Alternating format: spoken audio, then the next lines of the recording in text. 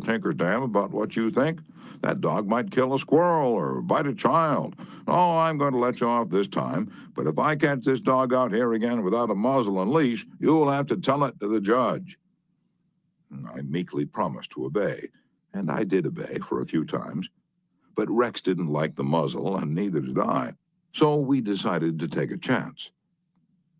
Everything was lovely for a while, and then we struck a snag. Rex and I raced over the brow of a hill one afternoon, and there, suddenly, to my dismay, I saw the majesty of the law astride a bay horse. Rex was out in front, heading straight for the officer. I was in for it. I knew it. So I didn't wait until the policeman started talking. I beat him to it. I said, "Officer, you've caught me red-handed. I'm guilty. I have no alibis, no excuses. You warned me last week that if I brought the dog out here again without a muzzle, you'd fine me." "Well, now," the policeman responded in a soft tone, "I know it's a temptation to let a little dog like that have a run out here when nobody's around."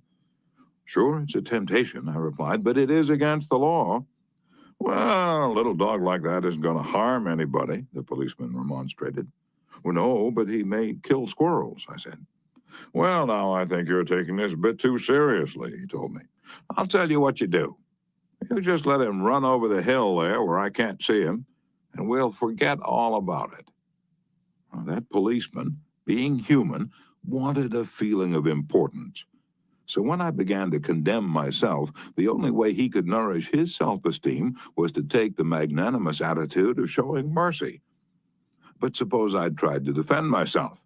Well, did you ever argue with a policeman? But instead of breaking lances with him, I admitted that he was absolutely right and I was absolutely wrong.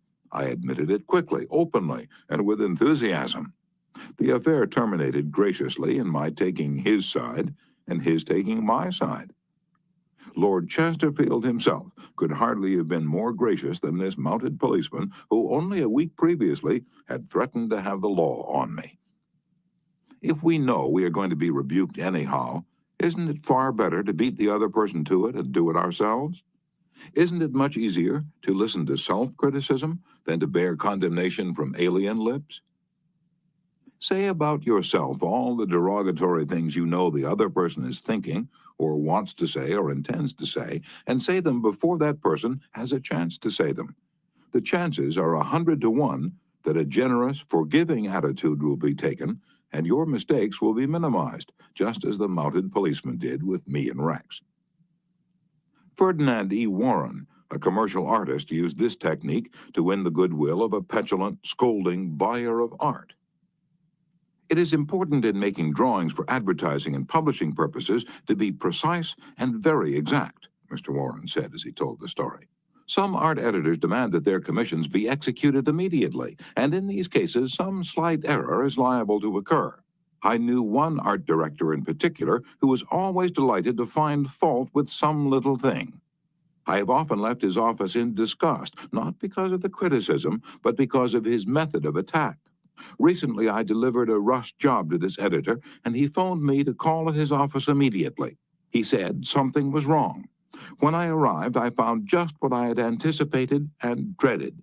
He was hostile, gloating over his chance to criticize. He demanded with heat why I had done so-and-so. My opportunity had come to apply the self-criticism I'd been studying about, so I said, "Mr. So-and-so, if what you say is true, I am at fault.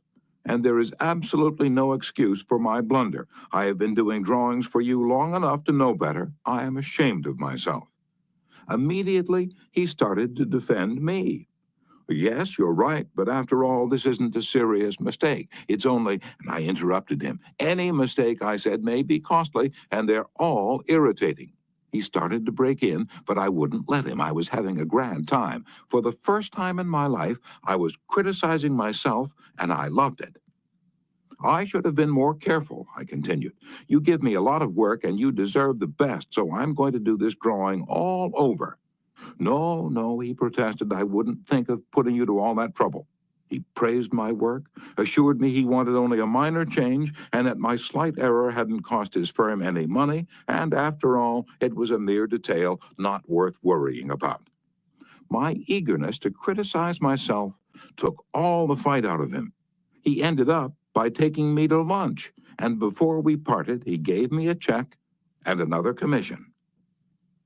There's a certain degree of satisfaction in having the courage to admit one's errors.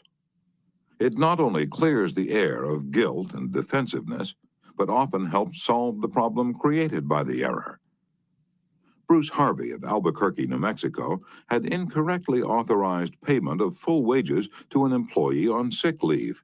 When he discovered his error, he brought it to the attention of the employee and explained that to correct the mistake, he would have to reduce his next paycheck by the entire amount of the overpayment.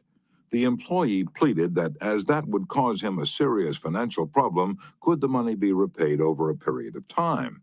In order to do this, Harvey explained, he would have to obtain his supervisor's approval. And this, I knew, reported Harvey, would result in a boss-type explosion. While trying to decide how to handle the situation better, I realized that the whole mess was my fault. I would have to admit it to my boss. I walked into his office, told him that I had made a mistake, and then informed him of the complete facts. He replied, in an explosive manner, that it was the fault of their personnel department. I repeated that it was my fault. He exploded again about carelessness in the accounting department. Again, I explained it was my fault. He blamed 2 other people in the office, but each time I reiterated that it was my fault. Finally, he looked at me and said, "Okay, it was your fault. Now straighten it out." The error was corrected, and nobody got into trouble. I felt great because I was able to handle a tense situation and had the courage not to seek alibis. My boss has had more respect for me ever since. Any fool can try to defend his or her mistakes, and most fools do. But it raises one above the herd and gives one a feeling of nobility and exultation to admit one's mistakes. For example, one of the most beautiful things that history records about Robert E. Lee is the way he blamed himself and only himself for the failure of Pickett's charge at Gettysburg. Pickett's charge was undoubtedly the most brilliant and picturesque attack that ever occurred in the Western world. General George E. Pickett himself was picturesque. He wore his hair so long that his auburn locks almost touched his shoulders, and like Napoleon in his Italian campaigns, he wrote ardent love letters almost daily while on the battlefield.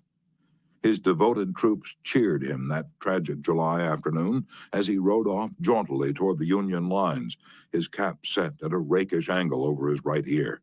They cheered, and they followed him, man touching man, rank pressing rank, with banners flying and bayonets gleaming in the sun. It was a gallant sight, daring, magnificent. A murmur of admiration ran through the Union lines as they beheld it. Pickett's troops swept forward at an easy trot, through orchard and cornfield, across a meadow and over a ravine. All the time, the enemy's cannon was tearing ghastly holes in their ranks, but on they pressed, grim, irresistible. Suddenly, the Union infantry rose from behind the stone wall on Cemetery Ridge, where they had been hiding, and fired volley after volley into Pickett's onrushing troops. The crest of the hill was a sheet of flame, a slaughterhouse, a blazing volcano. In a few minutes, all of Pickett's brigade commanders except one were down, and 4/5 of his 5,000 men had fallen. General Lewis A. Armistead, leading the troops in the final plunge, ran forward, vaulted over the stone wall, and waving his cap on top of his sword, shouted, "Give 'em steel, boys!" They did. They leaped over the wall, bayoneted their enemies, smashed skulls with clubbed muskets, and planted the battle flags of the South on Cemetery Ridge. The banner waved there only for a moment, but that moment, brief as it was, recorded the high water mark of the Confederacy. Pickett's charge, brilliant, heroic, was nevertheless the beginning of the end. Lee had failed. He could not penetrate the North, and he knew it. The South was doomed. Lee was so saddened, so shocked, that he sent in his resignation and asked Jefferson Davis, the president of the Confederacy, to appoint a younger, abler man. If Lee had wanted to blame the disastrous failure of Pickett's charge on someone else, he could have found a score of alibis. Some of his division commanders had failed him. The cavalry hadn't arrived in time to support the infantry attack. This had gone wrong, and that had gone awry.